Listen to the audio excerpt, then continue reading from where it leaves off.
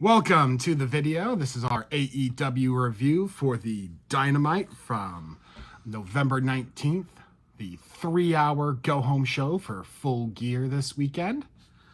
It was a really, really good show. Lots of matches on the card. I think it was like 9 matches on the card. We are up into WWE Monday Night Raw 3-hour territory, and they kept the show moving and kept the action going. Right off the start, I just want to say my favorite part of the show was Kyle O'Reilly coming back out. Everything to do with Kyle O'Reilly and his feud with Mox right now, I am loving. Kyle is my favorite. While I do love Kyle O'Reilly, my favorite part would have to be Briscoe, of course. Oh yes. Yep. You're looking forward to Briscoe's match at Full Gear? Oh, 100%. All right. Well, His little chair jump thing flying out the ring is great. And I love that he's doing it almost in every match. That's great. Are you ready to run through this recap and review the show real fast? Yes. All right. The first match was the number 1 spot for the Casino Gauntlet match coming up at Full Gear. That was Bobby Lashley versus Ricochet.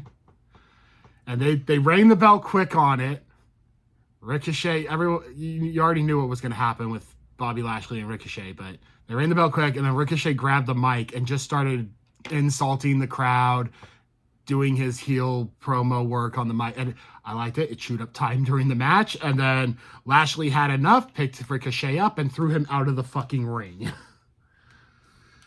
And went out, wrecked GOA outside, came in, Ricochet got a little bit of offense off, and then spear, it was over. You didn't remember that match? I think I'm in the wrong set of notes, so keep going. Go ahead and keep talking. That one was really quick. was. The backstage segment that came after that was Joe and Shibata getting ready for Shibata's match against Hangman, I guess, tonight. They're planning on getting revenge for Hobbs getting taken out.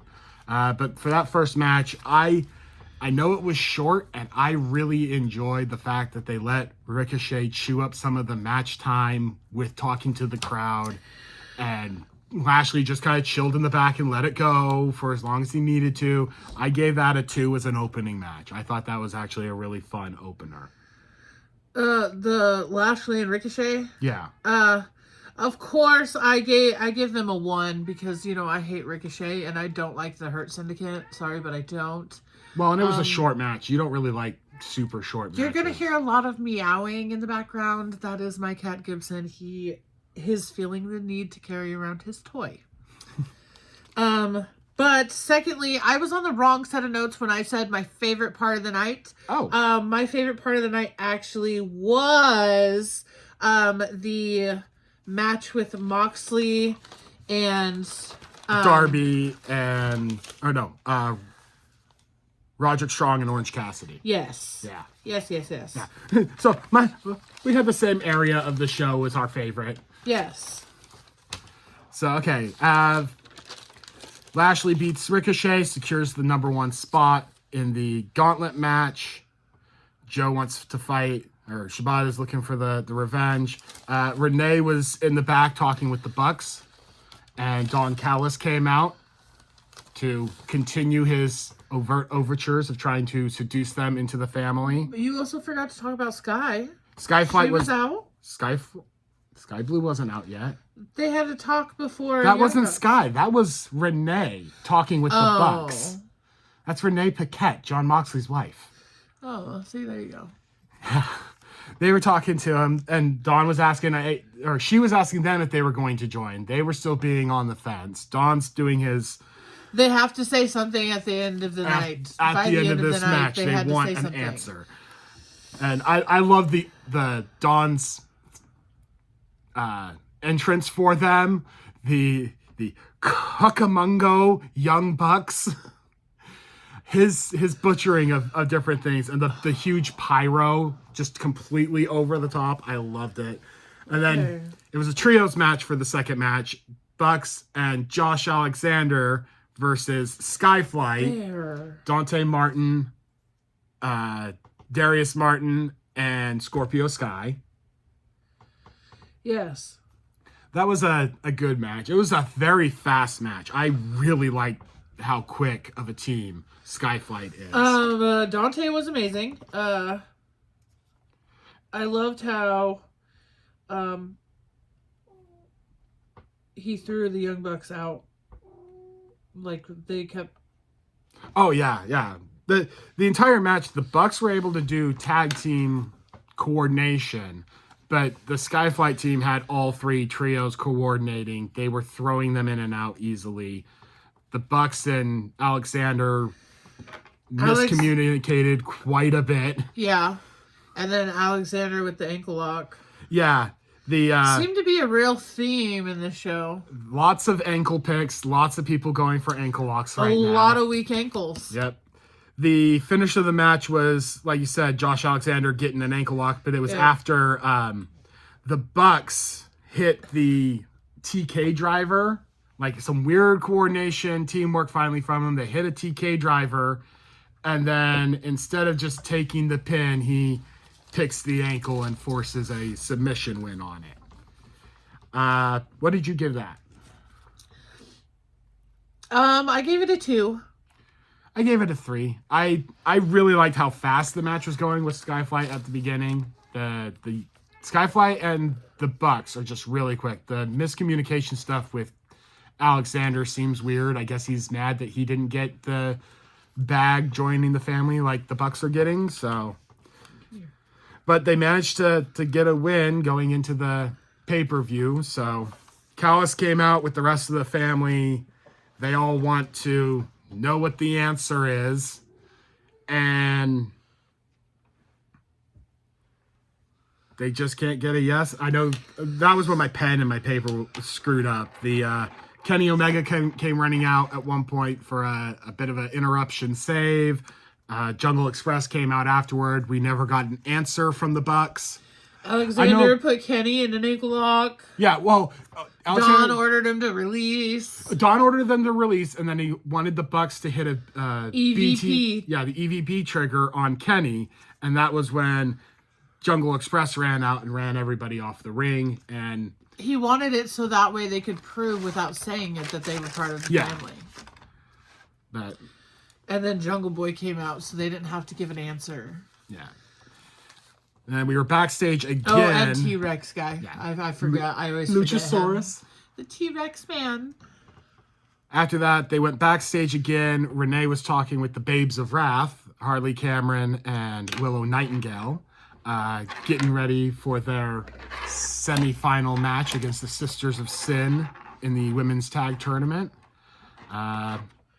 Just kind of a normal build-up promo in the back. They cut to Tony Schiavone on the desk, calling out a rest in peace acknowledgement for Bob Caudell, an announcer that he worked with.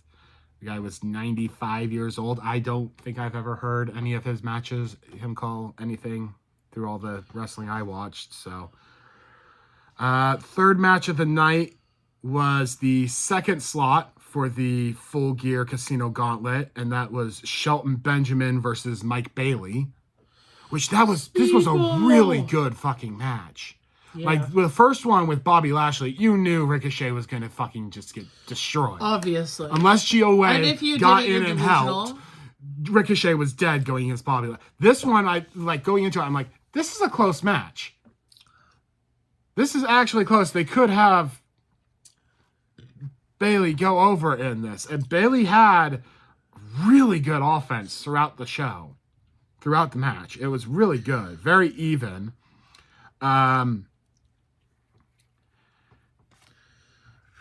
Speedball Weekly kicks out. The finish was where the problem was. It was a really good match, and then they got to the very end. The pinning. The pin at the end. Yeah, and Speedball's shoulder was up off the ring. I don't even know if he got the shoulder off the ring. Like, he kicked out. Well, his shoulder was obviously up. It did? But yeah, it was up. It was such a weak kick out, and he wasn't. I don't think it was supposed to be. But it wasn't that he was kicking out. It was just that he and then they was had like to raised up. Shelton had to pick him up and hit the his finish on him again for the 1-2-3. So because of that, I rated it a little lower at a 2.5, but it was going to get a 3, almost a 3.5 for me because it was a really good match. 2.5. Okay. And that set up for the Hurt Syndicate in the Gauntlet for spaces 1 and 2. 1 and 2. So do we think that... No, we already know. Neither one of them is going to lay down for the other. So... Yeah. Hey, that's what I said. We'll see how many people they let get in. The fourth match, which is our highlight match of the night, was the Death Riders, Claudio Castagnoli and Moxley versus Roderick Strong and Orange Cassidy.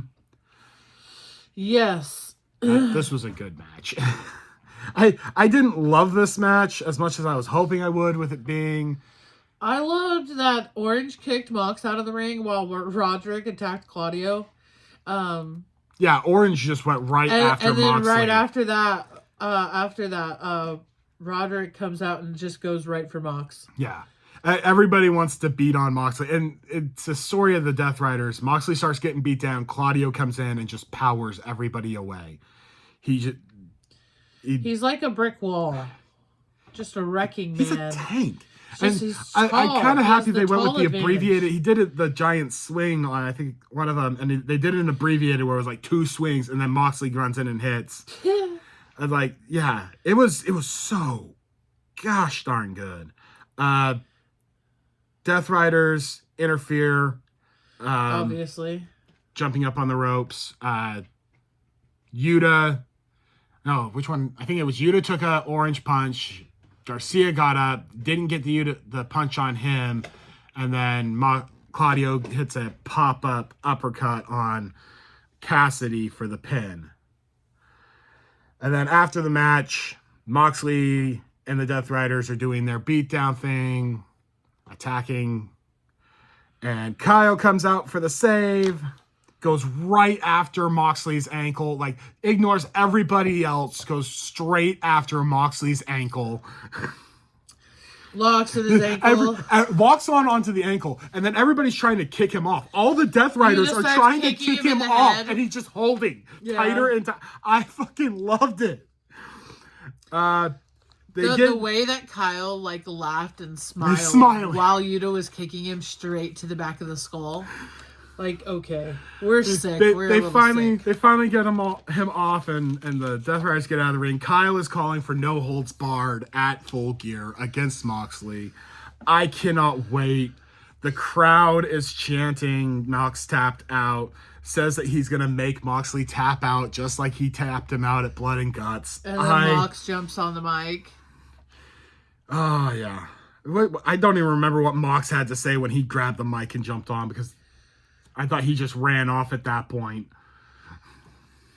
My next note was Brodito building up for their fight against FTR at the pay-per-view, and they're never going to stop fighting, and I'm fine with that. I think I may have... Did you skip a page? Yeah, keep going. Okay. See here, our next backstage segment... Oh no, I have Tony and Mina.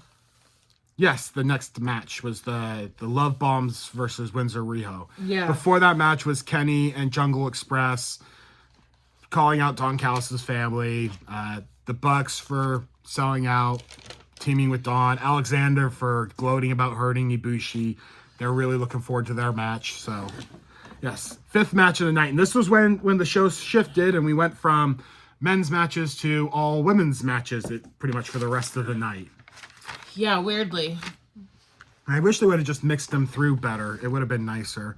But the 5th match of the night was the Timeless Love Bombs, Tony Storm and Mina Shirakawa versus Alex Windsor and Riho. Yeah. Windsor and Riho had matching gear. Looks really good. The Love Bombs have matching gear too, black and white. But it was a good match, really well paced. Windsor and Riho work really well together. I don't know Windsor that well. She was the longest running Rev Pro women's champion before coming over, and I think I saw like her debut like way long ago at one point when she came into the company. But the finish of the match was double hip attacks to the corner with a crisscross with the love bombs. And then Tony Storm hitting the Storm Zero on one of them. Love bombs win in advance. I gave that match a 2.5. It was good, but I kind of had a feeling that since they have a name, they were going to go over with the love bombs. No. What did you think? It was low on my score. It's just like a 1.5. But yeah, I don't really have many notes for that one. What do you think about the love bombs? Tony and Mina? Yes. I would never call them the love bombs. That's weird.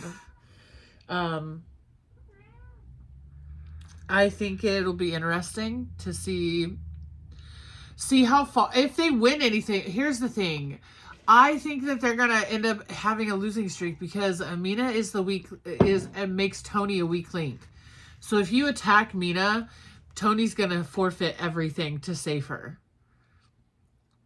So I don't think they're gonna be a great match. Well, in my opinion,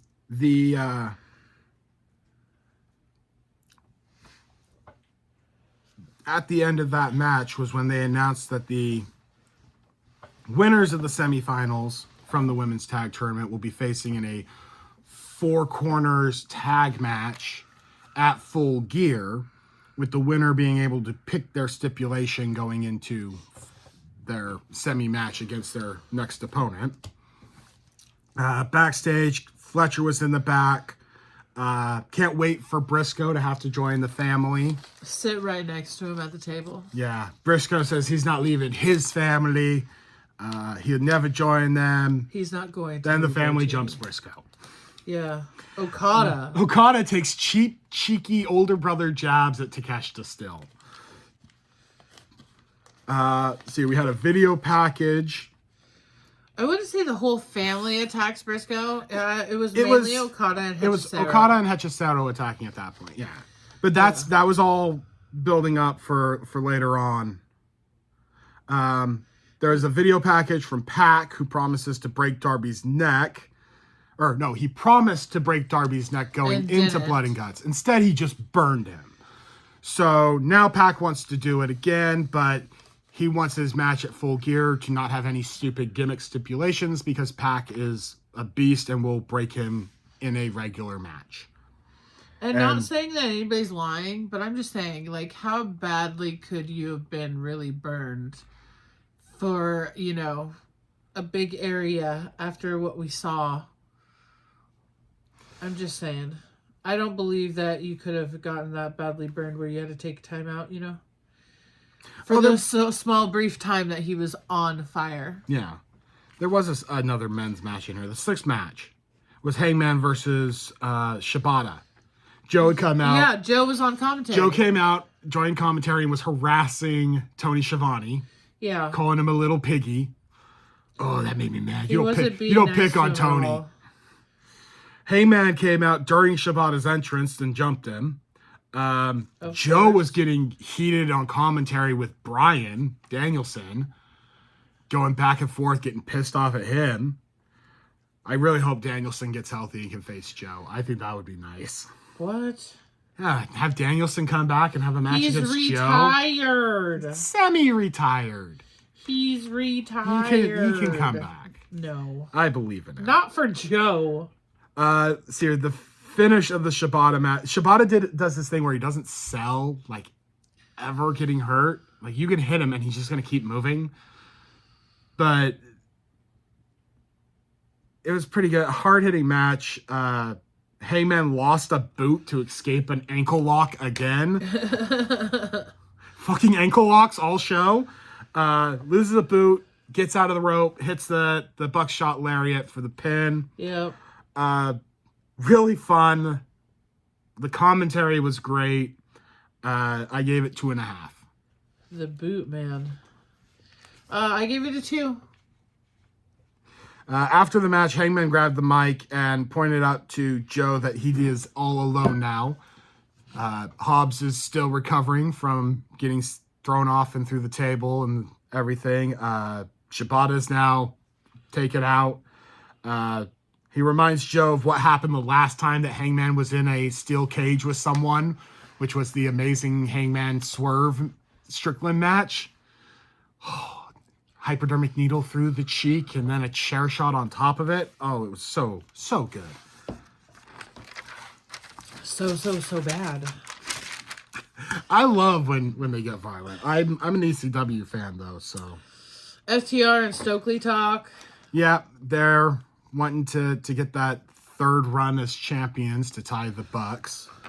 Then we were on the final first round match of the Women Tags Tournament. Megan Bayne and Marina Shafir versus Ty J, Anna J, and Ty Mello. Yeah. I loved the start of this match because Mello and Shafir started just throwing each other in judo throws back and forth. And both of them are judocons. Very good judocons. And that, like, just watching them do the throws, I'm like, those hurt. Those aren't sold big, over-the-top, high-throwing. Those are short, hard, ow judo throws. Other than that, though, like, it was kind of a rough match. Shafir does hard hits, the shoot style good. She doesn't do regular wrestling moves very good. Her suplexes don't look very good. And I don't know if it was her not getting Mello over or if Mello was sandbagging or something, but there was a lot of just kind of ugly looking moves in it. Shafir locked on her really tight submission finisher, Mother's Milk. Yeah. And got the win for her team. I gave it a 1.5. I mean, I'm trying to like Shafir in these matches, trying to see some good for her growth, but not when you team her up with Megan Bayne. Yeah, it's just a heavy hit. They're both heavy hitter showboaters. They like to be the center of attention, not to bring attention to the both of them. After the match, Tony and Mina were on the Tron and calling out Megan Bayne and Shafir, since they're going to be their next round opponents, and they said that if they get the champion the advantage and get to pick their stipulations after Full Gear, it's going to be a Taipei death match if they get to win stipulation. So I really want the Love Bombs to win in the 4-way at Full Gear now. A Taipei death match just sounds lovely. See here, we had a video package from Statlander saying that Monet needs to focus. She should be focused on her. Backstage, Bang Bang Gang will be in there at the Tailgate Brawl pre-show in the 4-team 200K 4-way match. And Juice Robinson really wants to invest in the future. The 401k diversified investment portfolio. It's almost like Big Money Matt when Matt Hardy was there, but it's just funny. I enjoy it. I like hearing Juice. He's funny. 8th match of the night, Double Jeopardy. CMLL's Mascara Dorada, part of the CMLL Trios World Champions, took on Okada, the AEW Unified Champion. The winner of this match gets a shot at the Losers Championship at a future date. This was rough again. Boring. Yeah, Boring. A match that really didn't need to take place. I understand why they wanted to take it place, because it's to set up for something for Full Gear, but Dorada had problems throughout, slipping off the ropes and stuff. Things were not going well throughout the match. Okada did the slow heel stuff, but every time that Dorada started doing something, there was a slip or something went wrong. And yeah, I did not really like it, especially there was a point when Dorada fucked up something off the corner with Okada, and he just wound up getting folded into like a weird super powerbomb thing. And then they hit the finish right after that. I'm like, oh my God, that was ugly. Yeah. I gave the match a 1. I didn't one got like a it. 1 too. Yeah. It was boring for me. And then Dawn came out with everybody. Of course. And he says that the match for the CMLL trios titles will happen at Brawl, at Tailgate Brawl, and it will be Dorada's team with I think it was Mystico and shoot, I can't remember the other one. Mystico and somebody, I think they're like Sky Titans or something like that. They will be taking on Okada, Hecha Saddle, the 2 guys that beat up Briscoe in the back, and Takeshita. And of course, Okada's annoyed because his enemy is coming back.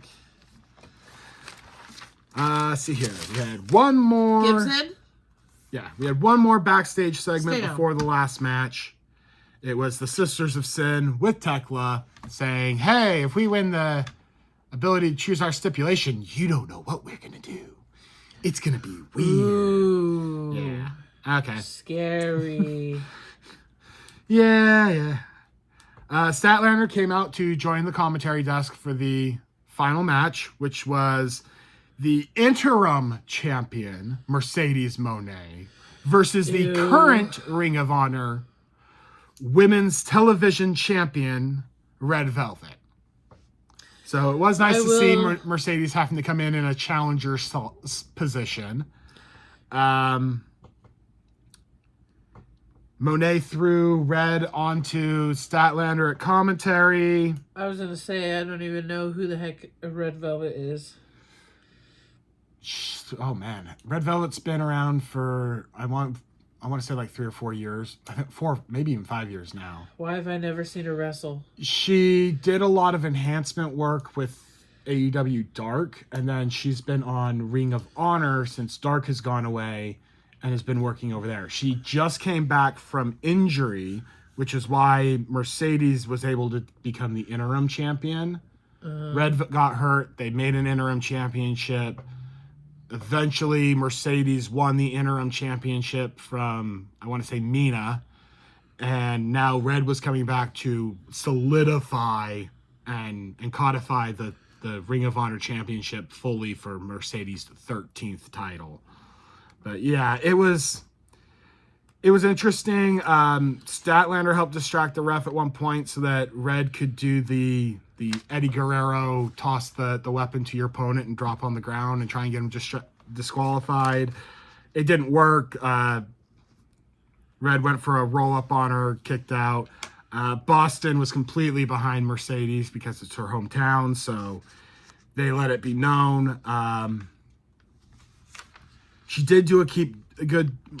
did do a good job keeping up with Mercedes throughout the match, but eventually it was a move out of the corner from Mercedes to get the win. I want to say it was like her super moneymaker or whatever it is that she did out of the corner. I wasn't really into it. I kind of already knew how it was going to go because this was just to shore up that 13th title. I gave it a 2. Yeah, I agree. And then after the match, to run off the show, Mercedes went over and started jawing with Statlander, getting in her face. She jumped up on the desk and was dancing with the 2 belts before trying to jump off on Statlander. Right. Apparently she put Statlander in the money lock. Yeah. And Statlander was tapping. I just didn't. I was just like, oh, great. Then they all come in and pull him off, and the show ended. So it was an end of a match. It was a very long show. It was a long show. The 3-hour shows are not the nicest to do. It's one of the reasons why I didn't like Raw. Better to see in person. Yeah. Better to watch it in person than it is to watch it on TV. But which, hey Tony, why don't you bring it on back? Washington would love it back. We were the home of Wrestle Dream, and then you went and took it to St. Louis. Now we have nothing happening right now. Last time you were in Portland, you told us you weren't going to bring another 3-hour show to Portland unless it was a pay-per-view. So where's my pay-per-view? Anyway, overall, other than it being a long 3-hour show, I think it was a very good 3-hour show. They did a very good job moving it along and having matches. I think it was good. I don't think it was the greatest. I think we should have had like more vigorous matches. Like I want to see it. Blood and Guts kind of got me like all excited, and now there's like no blood. Well, you had Blood and Guts last week, and then this is your go home to, or no, you had Blood and Guts 2 weeks ago or whatever it was, and then this is your go home to your next pay-per-view. So they want to keep it kind of a little low, give the fans a little rest going into your pay-per-view. But it wasn't that good. It was all right. I enjoyed the show overall. I'd probably say overall the show was like a 3. This pay-per-view better be bomb. Full Gear should be a very, very good pay-per-view. So let's see here. I got some of the matches right here. On the tailgate brawl. Oh, nope, that match is going to suck.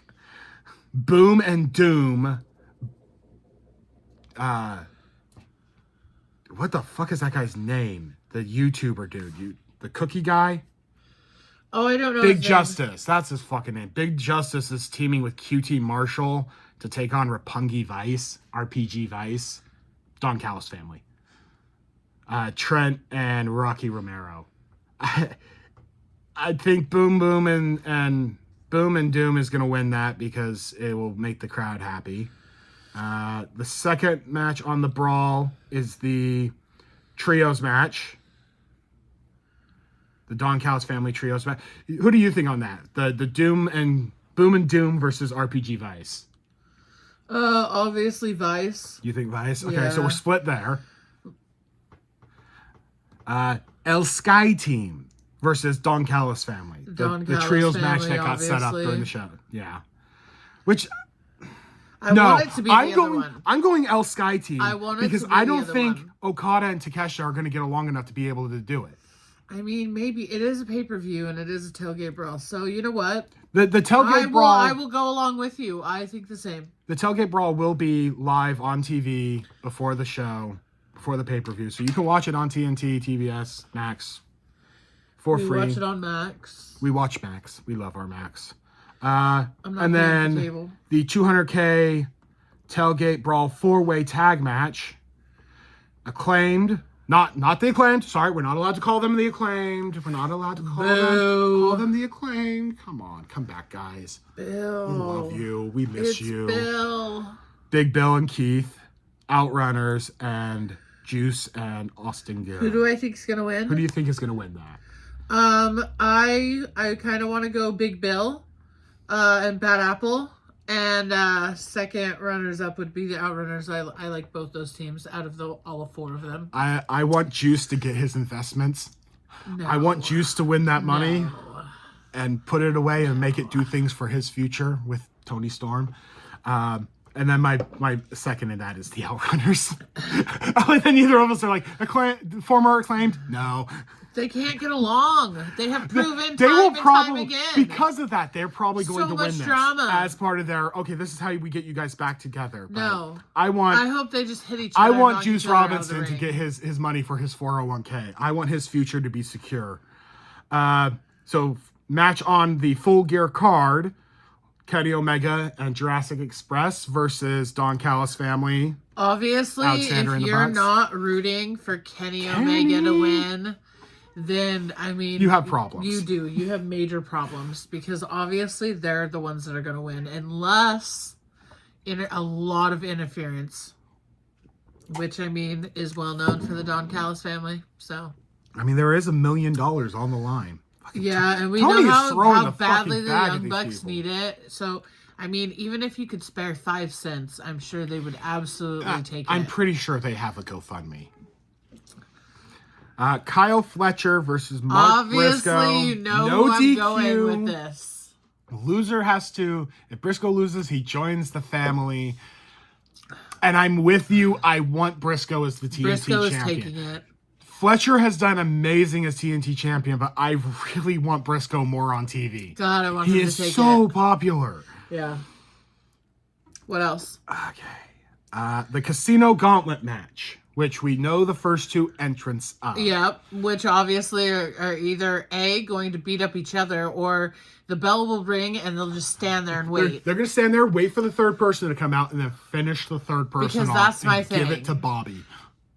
But can you win without everybody being out? Yes, it's with the Casino Gauntlet match.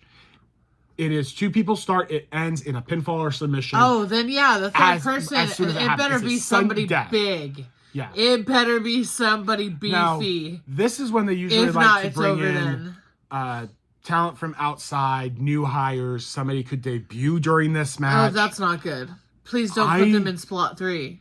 No. That's like a death sentence. Like, oh, you're debuting. Sorry. I don't think he's healthy, which is really sad. Who? Will Ospreay has the best record in Casino Gauntlet matches. He has won 3 of them. Yes, but there's no Will way Ospreay has won every single Gauntlet match that he has joined. There's no way he's coming back at this match. There's no way. I don't think he's healthy. That's the problem. I really wish he was, because this would be it. It's a Casino Gauntlet match. That's Will's match. He's won every fucking one.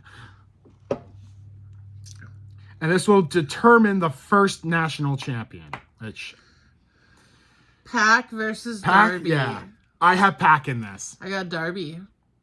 You have Darby. It's a straight up match. Of course you're gonna go Pac. Pac is just Of course brutal. you're gonna go Pac.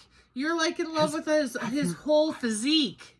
I love the new outfit too. The long pants and the tank top. I think he's a wee little Irishman. Over the just trunks that he was wearing before. So wee little one. I like it. I like it a lot. Oh, shoot. What did I do? don't. Okay. Moxley versus Kyle O'Reilly, no holds barred. Kyle O'Reilly. Mox. I have Kyle. Mox. I want Kyle to It's overcome no hold him bars. again. It's I want him Mox's to do it type of again. match. I want him to do it again. I do. I want to see him tap again. That's gonna be the downfall. That's gonna be the entire thing. He'll probably it's already started. He's already going down. Now he's panicking because he's like, I can't go on a losing streak. He can't grab the ropes to break a submission. So yeah, he's going to be grasping at everything he possibly can to not tap. And Kyle is gonna make him tap. He even said he's gonna make him tap. It's gonna happen. All right. The 4-way women's tag match.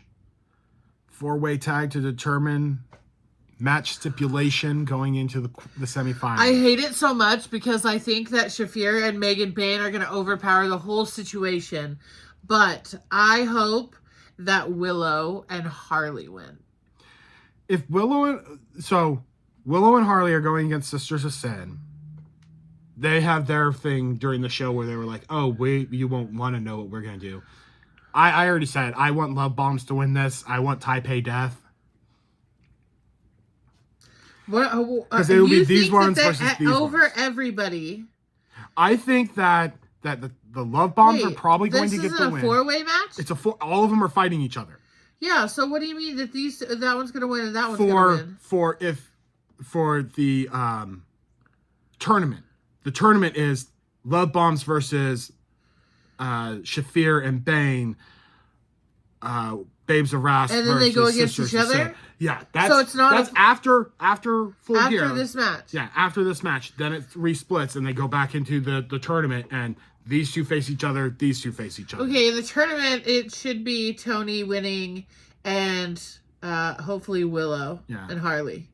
I'm not going to be happy if Megan and Shafir win. It's just they're too much. Yeah. Too much. Next. The tag team championship match. Brodito versus FTR. Does FTR get the 3? No. Become 8-star FTR? No. I don't want them to either. I like Brodito. Brodito's going to pull through. I want to see Brodito. If Revolution is in Arena Mexico next year, I want Brodito down in Mexico. Hangman and Joe. Hangman versus Joe in a steel cage. Who do you think is going to win? Hangman, he's still Joe early. almost pissed his pants when He's still Hangman early was in like, his... "You want me? You got me." And Joe's like, "No, man, I was just playing. I wasn't serious." If anybody's going to come back and be a serious threat to Hangman's current run as champion, it should be either MJF or Chris Jericho. I wanted Joe to win, but he's been flailing. Oh yeah, he's completely, and he's losing it, man. So I feel like Hangman's gonna pull through it. I really wanted Joe to, but Hangman, he's lost it. Hangman won't be able to hit the buckshot lariat. Why? They're in a cage. The cage blocks him from being able to flip over the rope. This has happened the last time he was in a cage match too. He cannot hit a buckshot lariat in the cage. So he'll have to use Deadeye and some other moves to get the finish. Well, unless they do, like, I think they did one time where he did the buckshot off the ref's back. The ref bent over and he flipped over the ref to hit the buckshot, and it was cool. But next, Statlander versus Monet. I want it to be Statlander. I want it to be Stat. Stat needs to hold it. I don't want 14 belts, no. Monet. She's cursed. She has 13. Monet she's cursed. needs to go down. I'm not going to say it more than every fucking time. And that's it. That's our predictions. All right. So, you know the drill. Watch, subscribe, like. If you don't like what you're seeing, message us or comment. Yeah. You don't like it, comment. If you also don't like it, don't want to watch it, just, fast forward and hit that like button. Hit it anyway. Just, boost us along and move on. We hope to see you guys soon. We will be giving you our We'll see you after Full Gear review. You guys have a good one and have a good day. Peace.